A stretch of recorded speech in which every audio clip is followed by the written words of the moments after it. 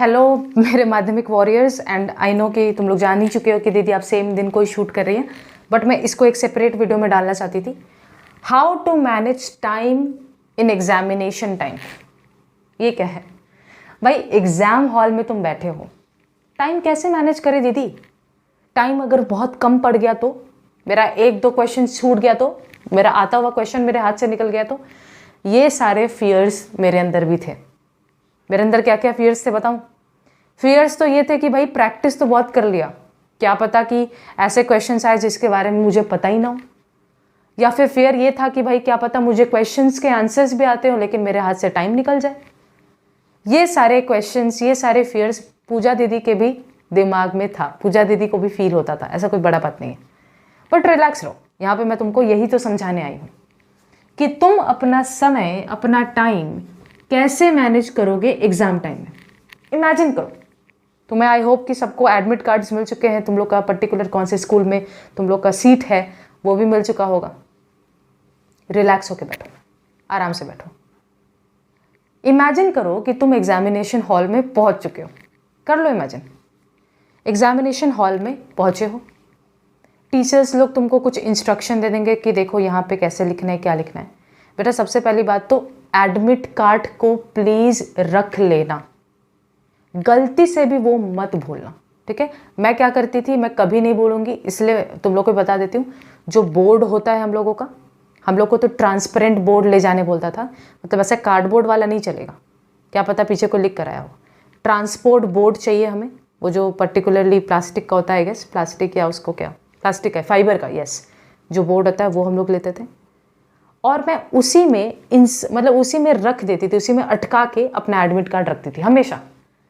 In fact उसी में मैं अपना लंबा वाला एक लंबा रूलर भी रखो अपने साथ, पेजेस लंबे लंबे होंगे, लाइन टानने हैं, लंबा रूलर। मैं बता देती हूँ यहाँ पे इसी वीडियो के अंदर कुछ कुछ और एडिशनल टिप्स दे रही हूँ तुम्हारे एग्जाम से रिलेटेड, प्लीज़ ध्यान से सुनो। अपना जो बोर्ड है कोशिश करो कि झमेला ना हो। अगर टीचर लोग इंस्ट्रक्शन, तुम लोग के स्कूल के टीचर लोग अगर इंस्ट्रक्शन इस बारे में दी हैं तो ठीक है, नहीं दिए तो मैं बता देती हूँ। बोर्ड कोशिश करो कि ट्रांसपेरेंट वाला हो सकेगा तो मैं एक अपना ही बोर्ड का, मेरे पास अभी मिल नहीं रहा, मैं अपने ही बोर्ड का एक पिक भी लगा दूंगी, ठीक है? ऐसा बोर्ड का बात कर रही हूँ। ट्रांसपेरेंट बोर्ड ले लो ताकि कोई भी दिक्कत ना हो बाद में, ठीक है? दूसरी बात बेटा, एक लॉन्ग रूलर, लॉन्ग स्केल ज़रूर रखो, क्योंकि लंबे लंबे पेजेस होंगे, लाइन अगर तुमको खींचना है तो फिर उसमें ज़्यादा समय वेस्ट नहीं करना है, छोटे छोटे से लंबा स्केल रखो ही रखो, ठीक है? अपना जियोमेट्री बॉक्स हमेशा रखो, मैथ्स का एग्जाम हो चाहे ना हो हमेशा रखो। क्या प्रॉब्लम है भाई रखने में? हमेशा रखो। जो मैं करती थी मैं यहाँ पे तुमको बता रही हूँ। फोर्थ बात, जो तुम्हारा एडमिट कार्ड है,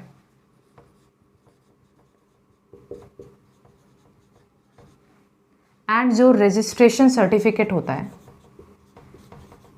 मेरे भैया ने क्या किया था, ध्यान से सुन लेना। मेरे भैया ने एक बहुत ही सिंपल काम किया। एक जो ट्रांसपेरेंट, अगेन जो आर पार वाला होता है, ट्रांसपेरेंट एक फाइल लिया, छोटा फाइल मिलता है, तुम लोग जाओगे किसी भी स्टेशनरी शॉप में, बोलना कि आप छोटा वाला एक ट्रांसपेरेंट सा फाइल दे दीजिए, इस तरीके का फाइल होता है, तुम लोग जानते हो, ऐसा बटन वाला एक फाइल होता है, ठीक है? छोटा सा होता है। उसमें मैं अपना एडमिट कार्ड भी रख लेती थी और अपना रजिस्ट्रेशन कार्ड भी रखती थी, हमेशा रखती थी, ठीक है? दोनों को साथ में करके रखती थी, ज़रूरत हो चाहे ना हो मैं हमेशा रखती थी, ठीक है? अभी भी रखा ही हुआ होगा 10 का मेरा। और इसको मैं हमेशा अपने बोर्ड के साथ ऐसे अटका देती थी, तो मेरा बोर्ड तो मैं कभी एग्जामिनेशन हॉल के समय, मतलब एग्जामिनेशन में ले जाना भूलूंगी नहीं, इसलिए अल्टीमेटली मैं ये भी कभी नहीं भूलूंगी।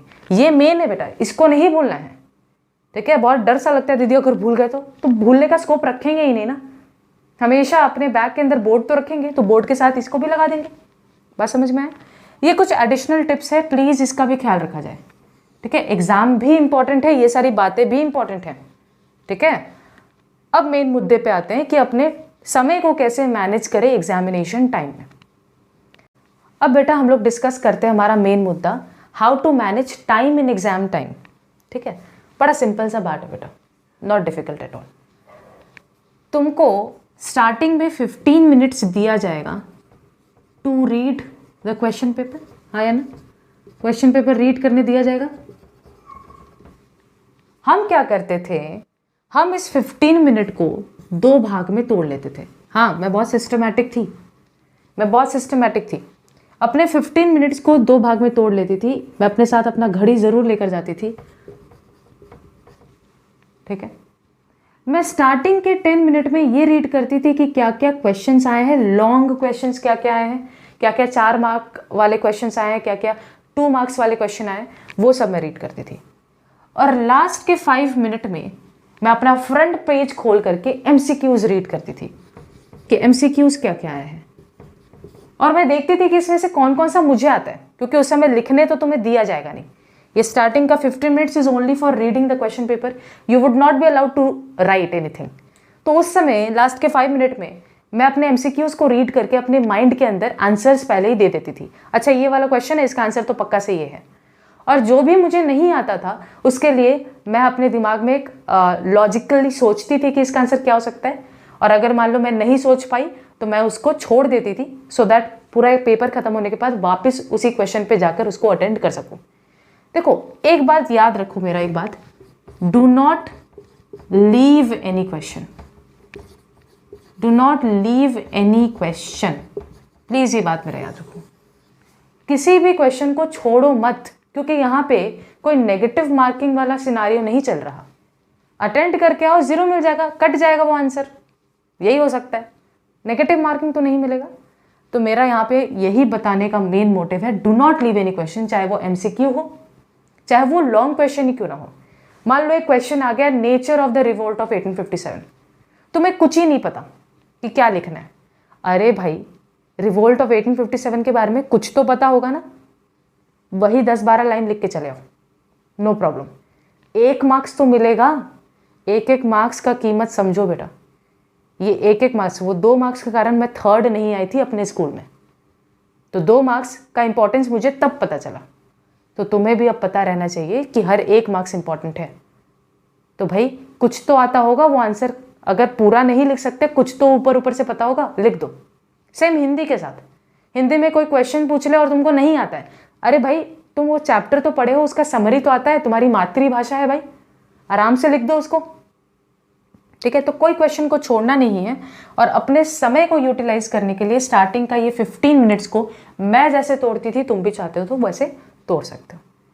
अब तुम जो क्वेश्चंस कर रहे हो, आई होप कि तुम लोग टेस्ट पेपर सॉल्व करते वक्त 1-2 लॉन्ग क्वेश्चन आंसर्स का राइटिंग प्रैक्टिस कर रहे हो। 1-2 बार राइटिंग प्रैक्टिस अगर अभी तक नहीं की हो तो प्लीज़ करो, ठीक है। इससे क्या होगा, इससे तुम एक अंदाज़ा लगा पाओगे कि अच्छा, मुझे ये आंसर अगर सोच के भी लिखना पड़ रहा है तो मुझे कितना समय डिवोट करना पड़ रहा है। Always keep a watch with your self. अगर नहीं है पास में घड़ी, अफोर्ड कर सकते हो, खरीद सकते हो, सस्ते वाला ही घड़ी, 2 दिन चलने वाला, मतलब एग्जाम तक टिकाऊ घड़ी भी 150 वाला 100 वाला खरीद लो। टाइम इज इंपॉर्टेंट बेटा, ठीक है। तो ये खरीदना होगा, अगर नहीं है तो खरीद लो, ठीक है। और इस हिसाब से अपने आप को मैनेज करो। 1-2 बार लिख कर प्रैक्टिस करो लॉन्ग क्वेश्चंस, देखो कि कितना समय लगता है। टाइम को अच्छी तरीके से यूटिलाइज करना भी आना चाहिए, ठीक है। तुम जानते हो कि लाइफ साइंस के अंदर कुछ डायग्राम्स पक्के से आने वाले हैं, जैसे न्यूरॉन या तो आ ही सकता है या आ ही आ सकता है, कुछ भी एक तो डायग्राम तो आएगा ही ना।